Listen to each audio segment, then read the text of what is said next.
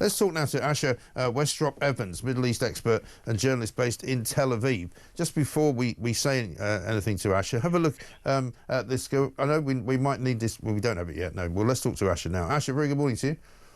Good morning to you, Mike. Thanks very much indeed for joining us. Donald Trump has left the G7 in the early hours of this morning, we understand, gone back to Washington, D.C., where he may be putting together a National Security Council meeting. He says that people should prepare for the immediate evacuation of Tehran amidst what's happening now. So what's the latest from where you are? Yeah, I mean, certainly that move by Trump is an interesting one, and one I think everyone in Israel is watching closely today. You know, we've just had, I mean, in terms of latest here, mere half an hour before I came on with you now, we just had another barrage of rockets. We're all forced to run to shelters and flee. A significant barrage here, which seems to have landed, had some significant impacts, and it's looking like in the city of Herzliya, although it's still early reports, but not too far from where I'm sitting now in Tel Aviv. You know, we had multiple rocket barrages over the course of the night. Things are still at full bore, it seems. I mean, the number of rockets coming from Iran seems to be less in terms of absolute numbers. But in terms of where they're targeting, what they're hitting, it's still very, very real what's happening on the ground now, and we'll see whether Donald Trump, US President Donald Trump, is able to get some sort of talks off the ground. But at the moment, it just seems to be full ball fighting. Yeah, absolutely. And it seems to me that an awful lot of the Iranian missiles are aimed, you know, kind of indiscriminately. That's what certainly Benjamin Netanyahu was saying yesterday. I'm told the accuracy of a lot of their missiles is not as good, perhaps, as the weaponry that the West has got and that Israel has got.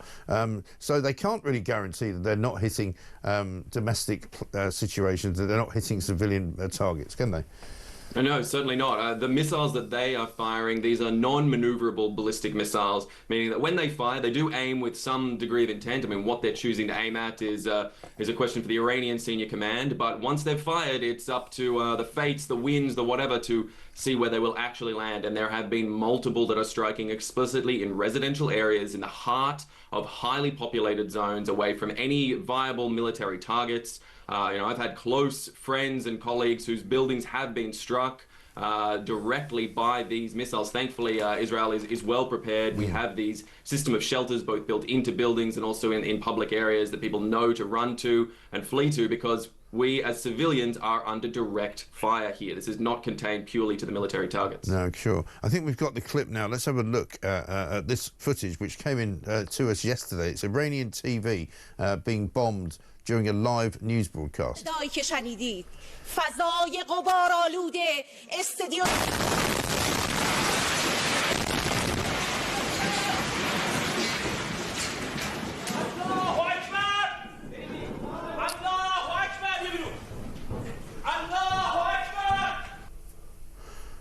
So the news broadcast obviously very quickly interrupted, and there were scenes outside of the building on fire. A bit of breaking news for you as well, Asher. Israel's military has claimed it's killed Iran's wartime chief of staff after a sudden opportunity, in their words. They said yesterday they thought they'd killed the chief of their military intelligence as well. Is that confirmed?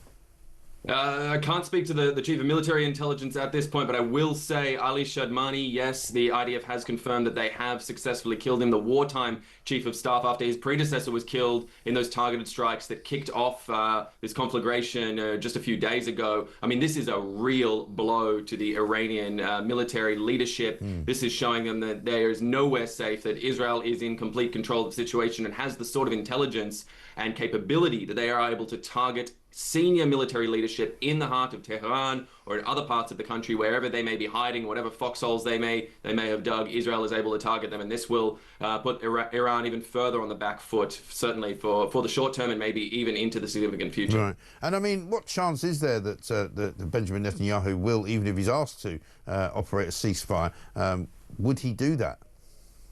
Look, Mike, I mean, the situation is this, and Israel has made its strategic goals abundantly clear. The fact is that the nuclear threat needs to be removed, that there needs to be not just a short term, not just a 5-year, 10-year cessation of enriching of uranium, but the complete dismantling of Iran's nuclear ambitions, admitting that and removing all of it. None of this pretense that we're talking about a civilian program while enriching uranium well beyond levels that would ever be needed for such purposes. A complete dismantling of that. And I think that is what Israel, alongside the Trump administration, is hoping to achieve. In terms of what the Iranians are able to put on the table, are they able to be believed in saying that they would dismantle a program when they've lied for so many years about what the intent and purpose of their nuclear program is? Well, that remains to be seen, and I think that's really the issue on the table for Israel and certainly for Prime Minister Benjamin Netanyahu, whether any agreement that could be made would actually be believed by Iran. But at this stage, it's really about ensuring that they're not able to regroup, reamass, and continue the sort of mass attacks on civilian areas that we have been seeing from Iran. Asher, Westropp-Evans, thank you very much indeed, talking to us from Tel Aviv there, which is still obviously, in Israel under attack right now from Iranian missiles, seemingly not quite so many as yesterday, but still raining down on the population, the civilian population.